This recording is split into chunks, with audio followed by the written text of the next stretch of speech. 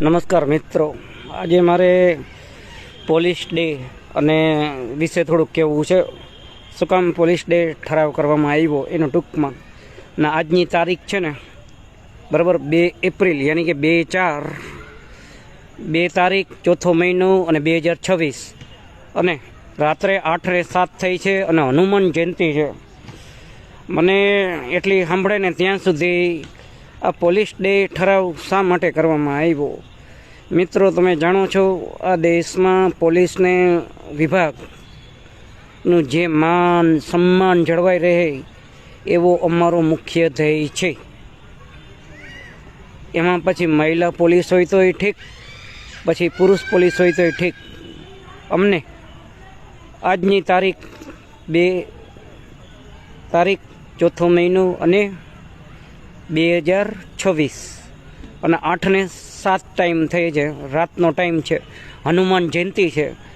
અને આજે હું જ્યાં હનુમાનજીના મંદિરે પગે લાગવા ગયો ને તો મેં એક જ પ્રાર્થના કરી કે મારા દેશના પોલીસ વિભાગ કોન્સ્ટેબલથી કરી અને ડીજીપી સુધી સાહેબ, જીઆરડી પોલીસ બરાબર, જીઆરડીથી કરી અને ડીજીપી સાહેબ સુધીના તમામ પોલીસ કર્મચારી અથવા અધિકારી સાહેબનું આયુ દીર્ઘાયુ હો, નિરોગી હો અને સ્વસ્થ હો.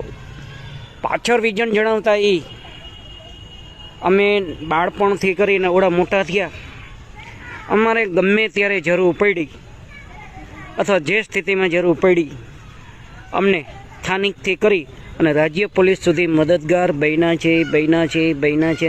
છે. નો ડાઉટ, નો શંકા. માનનીય મહોદય, કુદરતની સાક્ષીએ બોલું છું, આપ સાહેબ દ્વારા અમને કોઈ દી નિરાશ નથી થયા. અમે કદાચ તમારી સામે આવ્યા હોય તોય અમારા મનમાં અથવા અમારા આત્મામાં અથવા અમારા શરીરમાં આપને રિસ્પેક્ટ જળવાય, યાની કે આપનું સન્માન જળવાય, એ જ અમારો ધ્યેય છે. અમે કદાચ ભેગા હોય તો એનો મતલબ એ નથી કે અમે તમારી મર્યાદા ના સાચવી શકીએ. અમારે ઘણીવાર એવું બને કે આપની વચ્ચે અથવા આપની સામે ઊભવું પડે, એમાં નો ડાઉટ, નો શંકા. કેમ કે હવે રાજનીતિમાં આવું બહુ જરૂરી છે. અત્યારે સોશિયલ વર્કિંગ તરીકે કામ કર્યું અને હું મારા સાથી મિત્રોને એટલું જ કહીશ કે મુસીબતમાં કોઈ મદદગાર બને ના બને, પણ સ્થાનિકથી કરીને રાજ્ય પોલીસ સુધી તમને મદદગાર બનશે. આપ રિસ્પેક્ટ સાથે પત્ર લખો, પોલીસનું સન્માન જળવાઈ રહે અને પોલીસ ડે બનાવવાનો મુખ્ય ધ્યેય અમારો આ જ હતો. અમે જેવી રીતે સૈનિકો માટે દુઆ કરી છે ને, યાની કે પ્રાર્થના કરી છે ને, એવી રીતે આપણા માટે પ્રાર્થના કરી છે. આવનાર દિવસોમાં આપની હાજરીમાં અથવા આપની સાનિધ્યમાં મહિનાના 1 દિવસ એવો રાખવો છે જેમાં હનુમાન ચાલીસા અને પોલીસ વિભાગની આયુ દીર્ઘાયુ હો, જે પૂર્વ સમયથી કરી અને વર્તમાન સમય યાની કે આજે હનુમાન જયંતિ તારીખ 2 4થો મહિનો અને 2026 બરાબર. અને અમારો ધ્યેય આપને કોઈ દી નીચે બતાવવાનો ઈરાદો ના હોય. અમે જાહેરમાં કહી છીએ કે આજે અમે સહી સલામત છીએ ને સાહેબ, તો આપના ભીતરમાં બેઠેલા કુદરત જે અમને ન્યાય, નીતિ, સત્ય અને ફરજના રૂપે તેમજ સેવા શિસ્ત અને નિયમોના આધારે તેમજ બરાબર સેવા, સુરક્ષા અને શાંતિ રૂપે આપે અથવા આપના દ્વારા તેમજ આપના કર્મચારીઓ દ્વારા અમને ક્યાંક ને ક્યાંક મદદરૂપ થયા છો. મારી એકલાની તાકાત નથી. આપ પોલીસ સાહેબ ન હોવ તો Govind D Kanzariya, writer Govind D Kanzariya તેમજ તેમની ટીમ તેમજ સત્ય સેના સમાચાર અને સત્વરા સેના education and charitable trust group મિત્રો કોઈ દી ક્યાંય આગળ આવી શકીએ નહીં. અમે આપના માટે દિલથી પ્રાર્થના કરી છીએ અને આપની સાનિધ્યમાં અમારો આ વિડીયો એવા તમામ પોલીસ કર્મચારીઓને પહોંચાડજો જેને બરાબર આવેલ અરજદાર સાથે અતિ વિનમ્રતા સાથે બરાબર ફરજ રૂપે પોતાની કર્તવ્ય ફરજ નિષ્ઠા નિભાવી છે એવા તમામ પોલીસ કર્મચારીઓ માટે દિલથી ખૂબ ખૂબ શુભેચ્છાઓ. છતાંય મારે તમને યાદી આપી દેવી છે.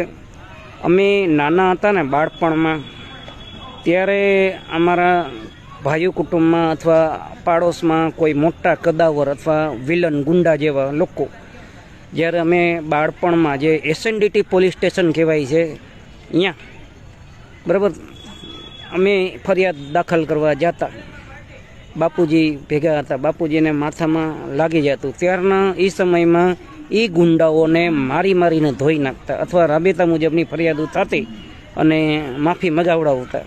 અને એ સમય દરમિયાન જે કંઈ પણ સેવા, પછી વિદ્યાર્થી સમયમાં અમે હતા ત્યારે અમુક વિદ્યાર્થીઓ પોતાના વકદાર ચૂંટાયેલા શાસકો અને એનું તાનાશાહી જુલમ હલાવતા. જે બરાબર એ સમયમાં 1 થી 7 ધોરણ પછી 12 ધોરણ સુધીની અંદર, તો એ દરમિયાન અમે ધબાધબી કરી લેતા ને પોલીસ સ્ટેશને જતા ને તો પોલીસ એ દરમિયાન અમને એમ કહેતા કે તમારે કાયદો હાથમાં ન લેવો, અમે છીએ. તો એ દરમિયાન ઓચિંતાના પોલીસ વિભાગ આવી જતા અને જે વિદ્યાર્થીઓ હતા એને સારી શબ્દોમાં સમજાવી દેતા અને અમે શાંતિથી ભણી શકતા હતા. પછી ધંધો કરતા ને ત્યારે પણ પોલીસ વિભાગ અમને અમે 1-2 વાર એવા અમુક માણસો ભટેકા હતા, ત્યારે અમે આપને આગળ આવેલા હોય અને આપણી સાથે વિનમ્રતા અથવા વિવેક ભાષા બરાબર, ધીરજની ધાર અને વિવેકના બાણ અને સત્યરૂપી રજૂઆત, યાની કે સતની તલવાર, અહીં કાગળ ને કલમ સમજવાનું અમે આપને અરજી દેતા અને આપ સાહેબ આપની ફરજ રૂપે પૂરેપૂરી ઈમાનદારીથી નિભાવતા. હું અત્યારે જે કંઈ પણ કહી રહ્યો છું, મારી કલમ મારો અવાજ લોકો સમજી શકે તો ઠીક, ના સમજી શકે તોય ઠીક, એનારે મને કોઈ નિસ્બત નથી. હું કુદરતની સાક્ષીએ આપના માટે ન્યાય, નીતિ અને સેવાના રૂપે બરાબર સત્યના રૂપે આપે અમને જે કાંઈ પણ મદદરૂપ બન્યા છો એ સમયથી કરીને વર્તમાન સમય સુધી આપનો ખૂબ ખૂબ આભાર. આપની આયુ દીર્ઘાયુ હો, નિરોગી હો, સ્વસ્થ હો, એવી પરમપિતા પરમાત્માને શુદ્ધ પ્રાર્થના, શુદ્ધ પ્રાર્થના, શુદ્ધ પ્રાર્થના. નમસ્કાર. રાઇટર ગોવિંદી ગણજારિયા બરાબર, સત્ય સેના સમાચાર અને સત્વરા સેના એજ્યુકેશન એન્ડ ચેરિટેબલ ટ્રસ્ટ બરાબર. અને અમારો ધ્યેય આપ સાહેબને કોઈ દી નીચે બતાવવાની ગણતરી ના હોય. આપ સાહેબ છો ને તો જ અમારી વેલ્યુ છે, નકર અમારી કાંઈ વેલ્યુ નથી. ગોવિંદી ગણજારિયા કોઈ દી ન રિયલ લાઈફમાં ખોટું બોલ્યા છે ન સોશિયલ મીડિયામાં. અમને ખોટી વાત કરતા આવડતી નથી, એની નોંધ લેશો. અમારું જમીર હયાત છે ત્યાં સુધી આપ માટે કંઈક તો કરવું છે સાહેબ. મારી વિનંતી આપ સાહેબને કોઈ પણ સ્થિતિમાં,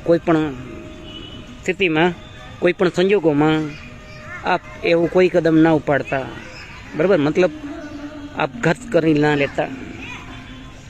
ભવિષ્યમાં અમે તમારા સાથીદાર અથવા નાનો દોસ્ત બનીને મદદરૂપ ક્યાંક ને ક્યાંક થશું અને એક મેળું અમે ભાંગશું કે પોલીસ પંચમાં અથવા સાહિદમાં વ્યક્તિઓ ગોતે છે ત્યારે કોઈ સાથ દેતું નથી. અમે આપને ક્યાંય પણ સાથ દેવા તત્પર છીએ. ખાલી સોશિયલ મીડિયાના માધ્યમથી નહીં, રિયલ લાઈફમાં સ્થાનિકથી કરી અને રાજ્યના પોલીસ વિભાગ માટે મારા મનમાં આપના માટે એકદમ સ્નેહ અને પ્રેમ છે.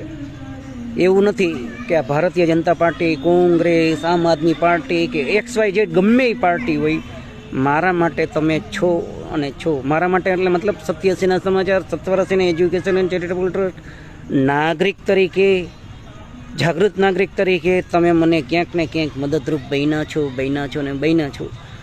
ભવિષ્યમાં પણ બનવાના છો અને દેશના નાગરિકોને બનવાના છો, એ અમને પૂરેપૂરી ખબર છે. અમે તમારા માટે કાંઈ પણ કરશું સર. અમારું સત્વરા સેના એજ્યુકેશન ગ્રુપ પોલીસ ડે ઠરાવ કરવાનો મુખ્ય ધ્યેય આપનું માન સન્માન જળવાઈ રહે એ જ અમારો મોટામાં મોટો ધ્યેય છે. એ સિવાય અમારો કોઈ આર્થિક કે લાભ નથી. બસ આપના અહીંથી હું વાતને વિરામ લઉં છું. આપ સાહેબની આયુ દીર્ઘાયુ હો, નિરોગી હો, સ્વસ્થ હો તેમજ પ્રગતિમય હો એવી અંતરથી શુદ્ધ પ્રાર્થના. નમસ્કાર. જય હિન્દ, જય ભારત, જય સંવિધાન, જય તર્કશીલ માનવ, જય જ્ઞાન વિજ્ઞાન. નમસ્કાર.